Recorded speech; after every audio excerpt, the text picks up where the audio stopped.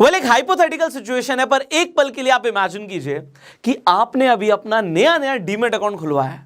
अब चाहे वो आपने अपना डीमेट अकाउंट ज़ीरोधा के साथ खुलवाया हो, या फिर आपने अपस्टॉक्स के साथ खुलवाया हो, या फिर आपने एंजल वन के साथ खुलवाया हो, या फिर आपने 5 पैसा के साथ खुलवाया हो, या फिर आपने ग्रो के साथ खुलवाया हो, या फिर कोई भी और आपने ब्रोकर के साथ अपना डीमेट अकाउंट खुलवा लिया।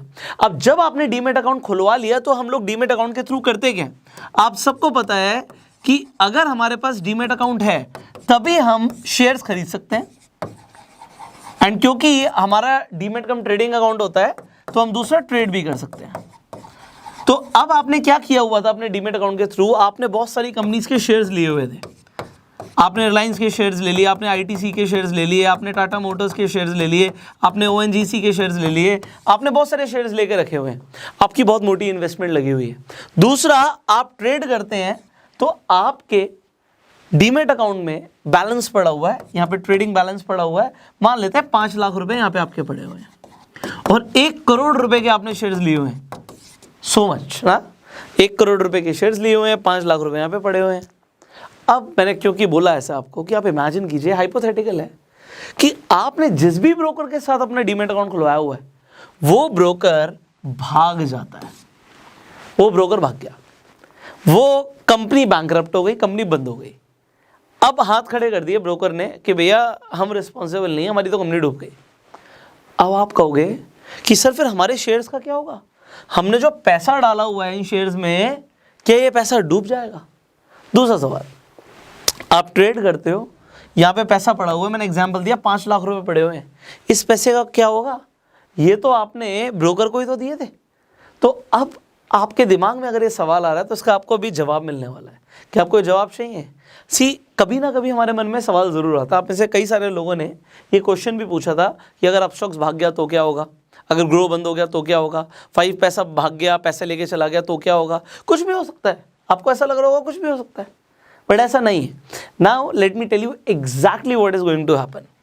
अब जब आप लोग किसी भी ब्रोकर के साथ अपना अकाउंट खुलवा लेते हैं और आप यहाँ पे शेयर्स खरीदना चाहते हैं, आप ब्रोकर की ऐप पे या प्लेटफॉर्म पे पैसा ऐड करते हैं, आपको ऐसा लग रहा है कि आपने शेयर्स खरीदे, और वो शेयर्स क्योंकि आपको आपके ब्रोकर की ऐप पर दिखते हैं, आपको लगता है कि जो शेयर्स हैं वो ब्रोकर के पास है, पर ऐसा नहीं होता।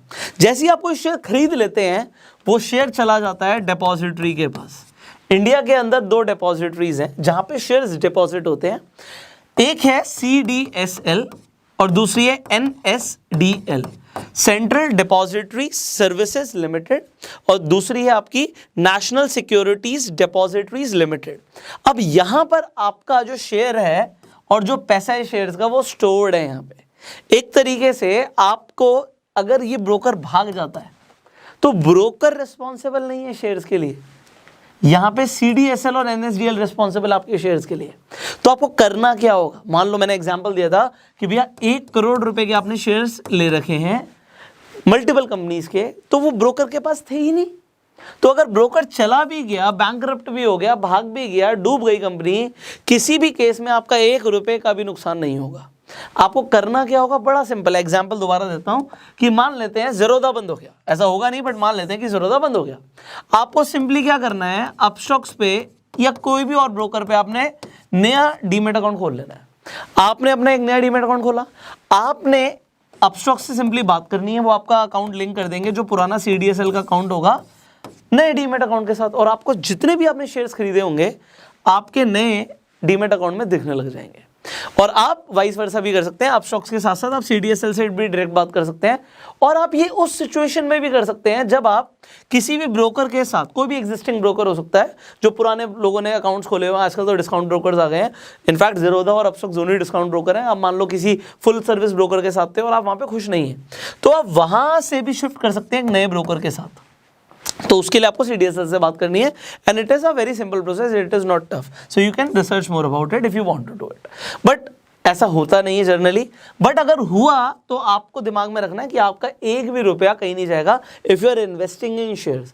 अब आ जाते हैं हमारे दूसरे सवाल की तरफ। जब हमने बात करी थी कि भैया ट्रेडिंग अकाउंट में हमारे 5 लाख रुपए पड़े हैं, अब आपका ट्रेडिंग बैलेंस 5 लाख रुपए का दिखा रहा है, आप उसे शेयर्स भी खरीद सकते थे, आप ट्रेड भी कर सकते थे। अब इस 5 लाख रुपए का क्या होगा? कंपनी तो बंद हो गई, अब तो आप निकाल नहीं सकते पैसा, भाई डर लगने की वाली बात है, भाई पैसा पड़ा था, आपका हार्ड एंड मनी है। सो यहाँ पे मैं आपको बता दूं, इन सारे ब्रोकर्स को कौन रेगुलेट करता है? सेबी रेगुलेट करता है। तो securities exchange board of India इसे रेगुलेट कर रहा है। सेबी का एक इन्वेस्टर प्रोटेक्शन फंड होता है जो कि ये इंश्योर करता है कि अगर कभी ब्रोकर भागा या उसने कोई डिफॉल्ट किया या कोई दिक्कत हो गई तो आपका पैसा सेफ है। कितना, ये मैं आपको बता देता हूं। अप टू 25 लाख रुपीस आप क्लेम कर सकते हो डायरेक्टली सेबी में। आपको सिंपली वहां पे कंप्लेंट रेज करनी है कि भैया इस तरीके से आपका ब्रोकर भाग गया या कंपनी बंद हो गई। सेबी उसे वेरीफाई करेगा और आपका जो पैसा है वो आपके अकाउंट में आ जाएगा। ये सेबी की रिस्पॉन्सिबिलिटी है। बट अब बात आती है, मैंने यहाँ पे 25 लाख लिखा है, तो 25 लाख तक तो सेबी देख रहा है। अगर आपका 25 लाख से ऊपर अपना ट्रेडिंग अकाउंट में बैलेंस होता है, मान लो 1 करोड़ होता है, 25 लाख से ऊपर कुछ भी हो सकता है, सो उसके लिए सेबी सिर्फ 25 लाख तक ही रिस्पॉन्सिबल है। तो आपको जो एक तरीके से इंश्योरेंस मिल रहा है वो 25 लाख का मिल रहा है।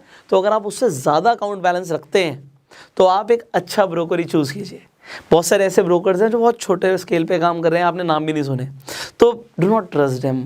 मतलब आप किसी भी लालच में मत आइएगा कि कोई ब्रोकर आपको कुछ एक्स्ट्रा लालच दे देता है या इनफैक्ट बोलता है कि हम आपको टिप्स प्रोवाइड करेंगे। They can be anything. जिनका आपने नाम सुना है, जिनका ब्रांड बना के जो कंपनीज काम कर रही है ना, वो आपके साथ गलत नहीं करेंगी। फॉर एग्जाम्पल, मैं अपस्टॉक्स को रेगुलरली प्रमोट करता हूं, तो आपका सवाल हो सकता है कि भैया अपस्टॉक्स कितना सेफ है। 2012 में कंपनी शुरू हुई थी मुंबई से। RKSV सिक्योरिटीज इंडिया इसकी पेरेंट कंपनी है, इंडिया प्राइवेट लिमिटेड, ये पेरेंट कंपनी है। अगर आपको कभी भी पैसा आता होगा या जाता होगा अपस्टॉक्स पे, तो आपको पता है कि RKSV सिक्योरिटीज इंडिया से आपके पास आता है और आप जब डिपॉजिट करते हो तब भी आप RKSV में पैसा देते हो। अब बात आती है कि ये जब शुरू हुई थी, इसमें 2 लोग हैं, यहाँ पे रवि कुमार और श्रीनी विश्वनाथ, 2 लोगों ने इसे शुरू किया था 2012 में। 2018 के अंदर ये कंपनी टॉप 20 की लिस्ट में आ गई थी, टॉप 20 ब्रोकर्स इन इंडिया। और 2018 तक आप विश्वास मानिए 1 लाख, आज मैं आपको बताऊंगा फिगर क्या है, 2018 तक इनके पास 1 लाख भी एक्टिव कस्टमर्स नहीं था, तब भी ये टॉप 20 में थे। 2019 के अंदर एंट्री मारते हैं one and only mister Ratan Tata इस कंपनी के साथ। यहाँ पे इन्हें फंडिंग मिलती है रतन टाटा से। टाइगर ग्लोबल भी इन्वेस्टर है अपस्टॉक्स के अंदर। उसके बाद their journey is non stop. आज 2018 से मैं बात कर रहा हूँ कि 1 लाख भी इनके पास एक्टिव कस्टमर्स नहीं थे। आज की डेट में ये 1 लाख 2021 के अंदर पहुंच चुका है। 40 लाख से ज़्यादा लोगों ने अकाउंट ओपन कर दिया। तो कहाँ 1 लाख, कहाँ 40 लाख। अभी अपस्टॉक सेकंड नंबर पर है। आप नीचे कमेंट्स में बता सकते हैं कि नंबर 1 पे आने में कितना टाइम लगेगा। And they are very aggressive. इन्होंने अपना प्लेटफॉर्म सुधारा है, नई ऐप लॉन्च करी है। In fact they are very good with customer relations. Customers are highly satisfied. इनकी गूगल ऐप स्टोर पे भी रेटिंग अच्छी है। Therefore I promote Upstox. अगर आप भी चाहते हैं आपका पैसा सिक्योर्ड रहे, सो आज मैंने आपको बताया कि जो कंपनी ब्रांड बना के काम कर रही है उसको आप ट्रस्ट कर सकते हैं। एंड इनफैक्ट आप अपनी भी रिसर्च कर सकते हैं। सो यहाँ पे मैंने बताया आपके शेयर्स तो 100% सिक्योर्ड है। आप ट्रेड कर रहे हैं, चूज अ गुड ब्रांड। आप छोटे मोटे लालच में मत जाइए। अगर आप ब्रांड को फोकस करेंगे तो आपका पैसा हमेशा सिक्योर्ड रहेगा। That is the main concern. Upstox का लिंक नीचे डिस्क्रिप्शन में, इनफैक्ट जो भी रेप्यूटेड ब्रोकर्स हैं इंडिया के, उनके भी लिंक्स मैं डिस्क्रिप्शन में डाल दूंगा। सो यहाँ पे कोई ऐसी बात नहीं है कि I am just promoting Upstox. जो अच्छे ब्रांड्स हैं, I will put the link in the description comment box. आपको सबका यूएसपी भी मैं दे दूंगा, जिस पर आप चाहें उस पर आप जाके अपना डीमेट अकाउंट खुलवा सकते हैं। If you already have demat account, then आपको पता है कि आपको किसे ट्रस्ट करना और किसे नहीं करना। सो आई होप ये वीडियो आपके लिए इन्फॉर्मेशनल रही होगी। आप इस वीडियो को प्यार देने के लिए लाइक कर सकते हैं। कुछ सवाल आप नीचे कमेंट्स में पूछ सकते हैं। अवेयरनेस स्प्रेड करने के लिए इस वीडियो को शेयर कर सकते हैं। YouTube पे इस वीडियो को देख रहे हैं, यू कैन सब्सक्राइब अस, जिससे आप एक भी नई वीडियो मिस ना करें। तो बेल आइकन पे क्लिक कर दीजिए एंड फॉलो कीजिए फेसबुक पे। I will see you in the next video. Till the time, you go self made.